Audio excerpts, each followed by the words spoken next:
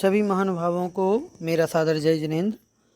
और अब हम पढ़ने वाले हैं 65वें नंबर के श्लोक को। और इस श्लोक में आचार्य श्री जो 5 पाप होते हैं, उन 5 पापों में जो प्रसिद्ध व्यक्ति हुए हैं उनके नामों का उल्लेख कर रहे हैं। पिछले श्लोक में हमने देखा कि 5 अणुव्रतों में जो प्रसिद्ध थे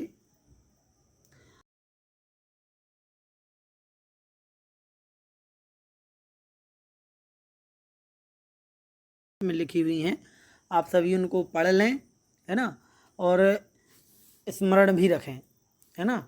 कम से कम ये नाम जरूर याद रखें कि किस अणुव्रत के लिए किसको प्रसिद्ध किया गया है और उसकी कथानक क्या है संक्षेप में। इसी प्रकार से ये 5 पापों में कौन कौन प्रसिद्ध है वो बताए गए हैं। जैसे पिछले कक्षा में हमने ऐसा बताया था कि आखिर आचार्य श्री ने, जो समंतबद्ध महाराज हैं, उन्होंने इनका उल्लेख किया है अणुव्रतों में या फिर पाप के बारे में। तो इसका मतलब है कि वो टॉप मोस्ट ऐसे व्यक्ति होंगे जो उस कार्य में महारत हासिल करने वाले हैं। चाहे आप अणुव्रतों में ले लें, अर्थात अणुव्रतों में जिसका नाम आया है, इसका मतलब कि वह अणुव्रत में विशुद्ध तरीके से उसने पालन किया है अणुव्रतों का। उसी प्रकार से ये जो पाप की बात आ रही है, हिंसा की, झूठ की, चोरी की, कुशील की, परिग्रह की, उनमें जो व्यक्ति प्रसिद्ध हुए, इसका मतलब कि उन्होंने पाप की पराकाष्ठा को चरम पर पहुंचा दिया था, है ना। तो चलिए, नाम लिखे हुए हैं, बस सरल सा श्लोक है, नाम ही है, ज़्यादा कुछ नहीं है। इसके बाद फिर से 5 कहानियाँ हैं, जैसे अणुव्रतों की थी वैसे ही इसमें भी है। तो पढ़ लेते हैं, पहले श्लोक का उच्चारण कर लें।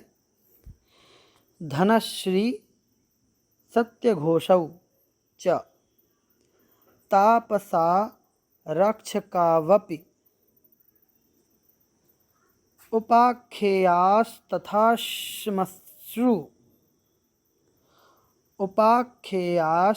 श्मश्रु नवनीतो।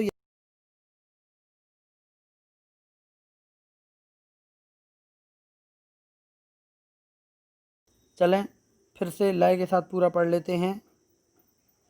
धनश्री सत्यघोषौ च तापसा रक्षकावपि उपाख्येयस्तथा श्मश्रु नवनीतो यथाक्रमम्।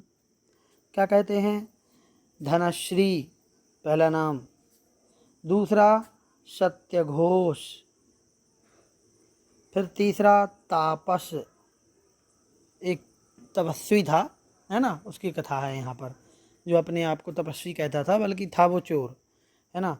तो धनश्री हिंसा पाप में, सत्यघोष झूठ के पाप में, असत्य के पाप में, तापस चोरी के पाप में, और एक था रक्षक। रक्षक मतलब कोतवाल, जो राजा का सिपाही होता है, रक्षक होता है, निरीक्षक, वो आरक्षक, सॉरी, तो वो है। उपाख्यायाः कहे जाते हैं या उपाख्यान करने योग्य हैं, तथा उसी प्रकार से या फिर तथा उन श्मश्रु नवनीतो यथाक्रमम्। श्मश्रु नवनीतो ये भी एक व्यक्ति का नाम है, श्मश्रु नवनीत। या फिर लगता तो ऐसा है, जब ये कहानी आप पढ़ेंगे तो जिस कहानी में वह मूँछों से घी इकट्ठा करता था, इस हिसाब से मक्खन वगैरह, तो उस हिसाब से उसका नाम श्मश्रु नवनीत कर दिया।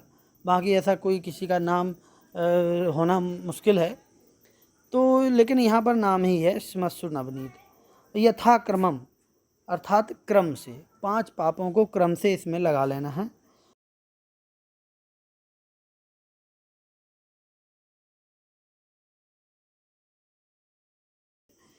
ये 5वां है, ठीक। तो क्रमशः धनश्री हिंसा पाप में, सत्यघोष झूठ के पाप में, तापस चोरी के, रक्षक कुशील के, और श्मश्रु नवनीत जो है वो परिग्रह के पाप में प्रसिद्ध पापी व्यक्ति हैं ये लोग, ठीक है। इन पापियों का नाम आचार्य श्री ने उल्लेखित किया है कि इन्होंने क्या क्या किया था और फिर कैसी दुर्गति हुई थी। तो यहाँ पर तो संक्षेप में लिखी हुई है नीचे कथा, वो आप पढ़ लीजिए। हम चलते हैं अब अगले श्लोक की ओर, ठीक है। तो ये है हमारा 66वें नंबर का श्लोक, और इसमें अणुव्रतों के बाद अब 8 मूल गुणों की चर्चा की है जो श्रावक के मूल गुण होते हैं। ये जानना बहुत ज़रूरी है, क्योंकि यदि हम जैन हैं तो हमारे मूल गुण हमारे पास होना चाहिए। यदि मूल गुण नहीं हैं तो हम श्रावक नहीं हो सकते, हम जैन नहीं हो सकते। कहने का तात्पर्य ये है कि जिस प्रकार से एक पेड़ होता है, और पेड़ कब होता है, कब उसका अस्तित्व होता है, जब उसके साथ में उसकी जड़ें हैं। मूल मतलब जड़, तो मूल के बिना वृक्ष नहीं हो सकता। तो ऐसे ही हमारे जैनत्व के लिए, हमारे इस जीवन के लिए जो हमारा जैनपना है, जैन धर्म है, और जो श्रावकपना है, उसका जो मूल है वो 8 गुण हैं, है ना। इसलिए उनको मूल गुण कहा है। मूल का अर्थ जड़ भी होता है, मूल का अर्थ मुख्य भी होता है। तो ऐसे वो जड़ स्वरूपी गुण जिनके बिना हमारा अस्तित्व नहीं है, ये बात समझनी चाहिए। क्योंकि इनको नाम पढ़ लेने अकेले से कुछ नहीं होगा, हमें समझना पड़ेगा कि हम क्यों पढ़ रहे हैं, ठीक है। तो पढ़ते हैं, शुरू करते हैं श्लोक को। मद्य मास मधु त्यागई है, सहाणु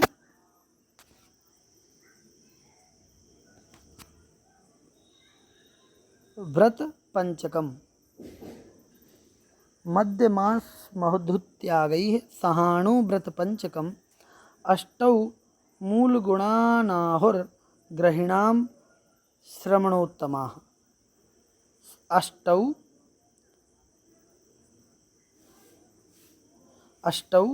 मूल गुणानाहुर गृहिणाम श्रमणोत्तमाः।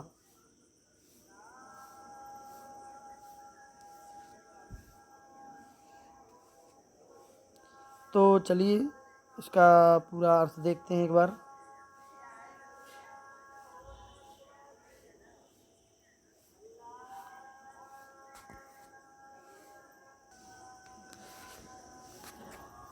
तो मद्य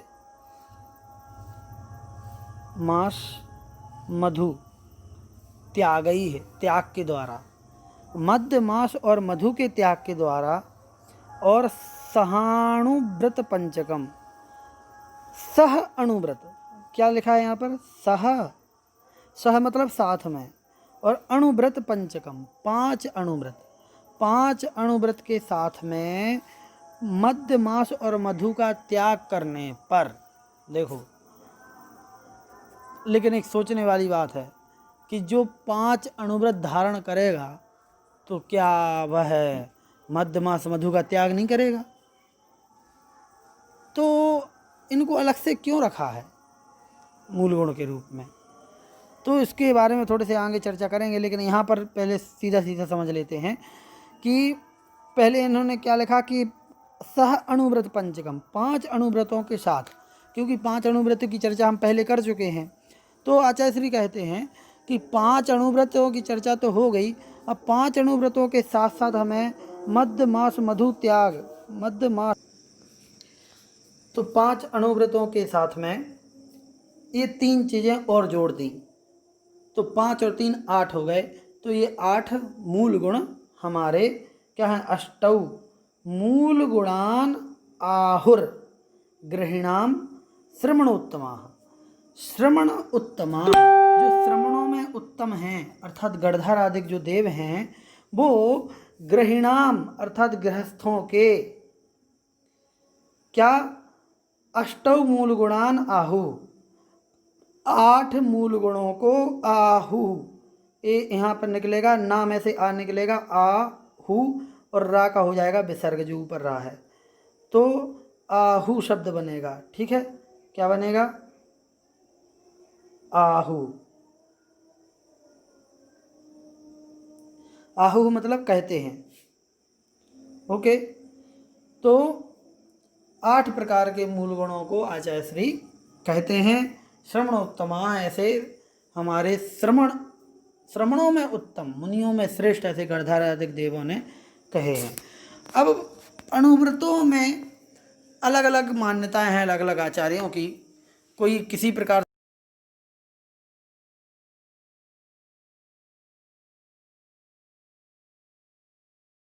संख्या एक ही है, सबने 8 ही कहे हैं। तो चलिए देखते हैं इसकी जो टीका है उसमें। देखो, श्रवण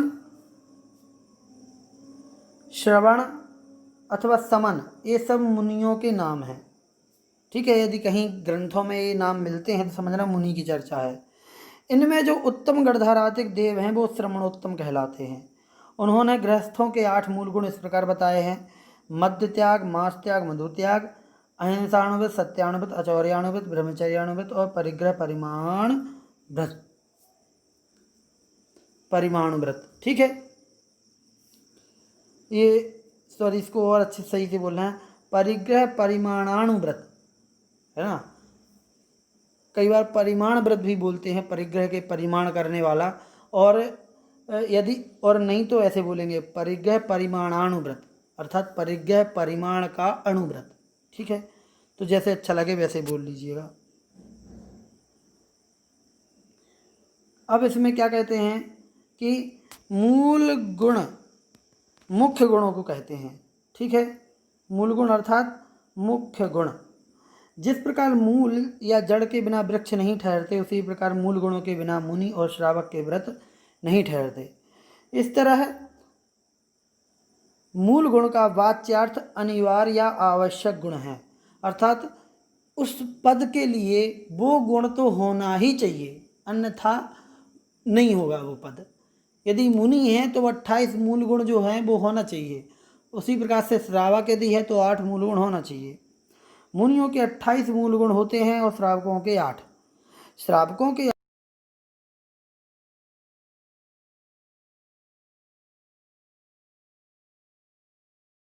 मंतबद्ध स्वामी ने ही 8 मूल गुणों को बताया है, जिसमें उन्होंने कहा है कि मद्य त्याग, मांस त्याग, मधु त्याग, ये जो और 5 अणुव्रत। तो 5 अणुव्रतों में ये मद्य मांस मधु त्याग को जोड़ देंगे तो 8 अणुव्रत हो जाएंगे आचार्य समंतबद्ध स्वामी के अनुसार।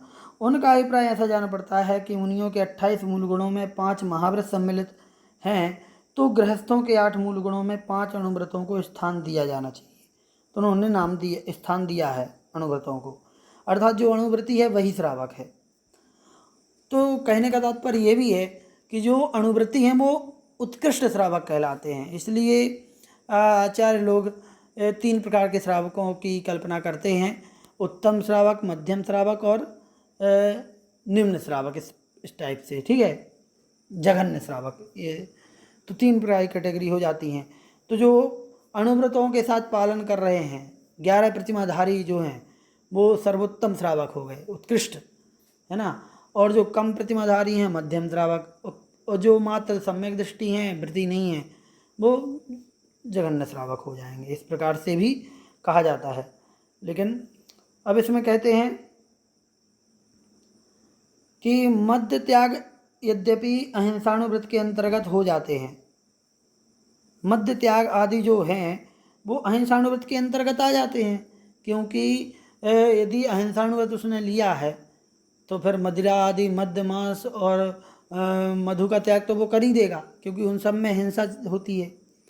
तो हिंसा से बचना है तो वो तो ऑटोमेटिक छोड़ना पड़ेगा, मांस थोड़ी खाएगा अहिंसाणुव्रती। लेकिन विशेषता बतलाने के लिए उनका पृथक से उल्लेख किया है।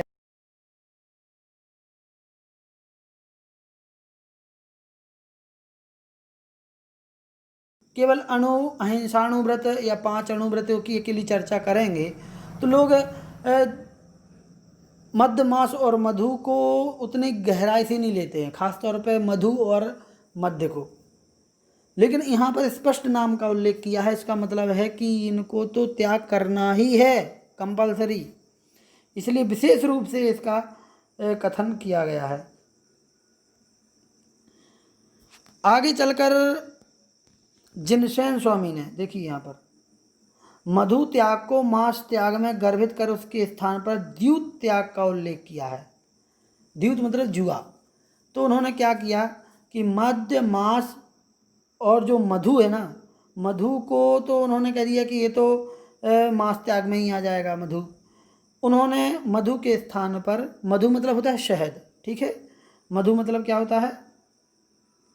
मधु मतलब शहद, जो मधुमक्खियों के छत्ते से निकलती है वो शहद, उसका त्याग करना है, क्योंकि वो एक तो मधुमक्खियों की लार है, उसका जूठन है, दूसरा उसमें अनंत जीवों की हिंसा होती है। तो इसके स्थान पर उन्होंने द्यूत अर्थात जुआ का त्याग रखा है। फिर इसके बाद जिनसेन स्वामी के परिवर्ती आचार्य अर्थात उनके बाद वाले आचार्य ने और सरलता करते हुए 5 अणुव्रतों के स्थान पर 5 उदंबर फलों का त्याग कर दिया, उसको जोड़ दिया। मतलब उन्होंने जो आगे आचार्य हुए, उन्होंने देखा कि यार ये जो 5 अणुव्रत तो सब कोई पालन करते ही नहीं है, और करना कठिन भी है, क्योंकि सारे अणुव्रत ही नहीं हो सकते, ऐसे में तो फिर श्रावक होंगे ही नहीं कोई। तो उन्होंने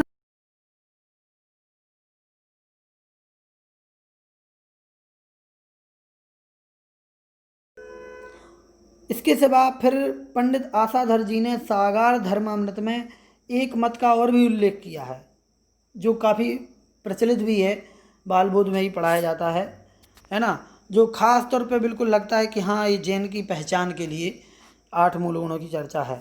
तो उन्होंने क्या किया है, उन्होंने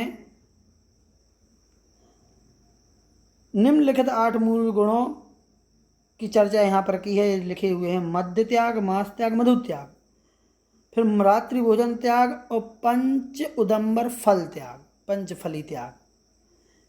8 में से 5 तो केवल त्याग रूप हैं। मद्य, मांस, मधु का त्याग, ये पंडित आसाधर जी के हैं, ध्यान रखना, ठीक है। और रात्रि भोजन का त्याग और पंच उदंबर फल का त्याग, ये 5 त्याग रूप हो गए। और 3 हैं जो करने योग्य हैं।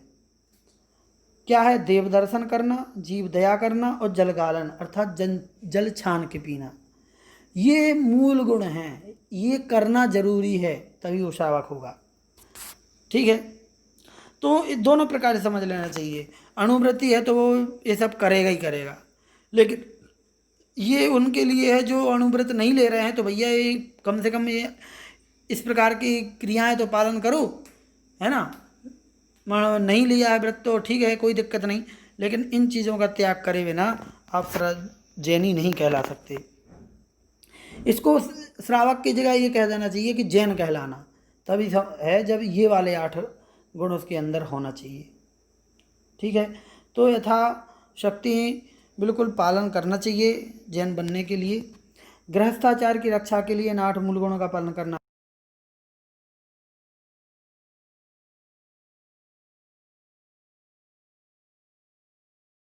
यही नहीं, गृहस्थ की संज्ञा भी इस मनुष्य को तभी प्राप्त होती है जब वह 8 मूल गुणों का पालन करता है। इस प्रकार से यह श्लोक हमारा यहाँ पर समाप्त हुआ, और आज की कक्षा को यहीं पर समाप्त करते हैं। जय जिनेंद्र।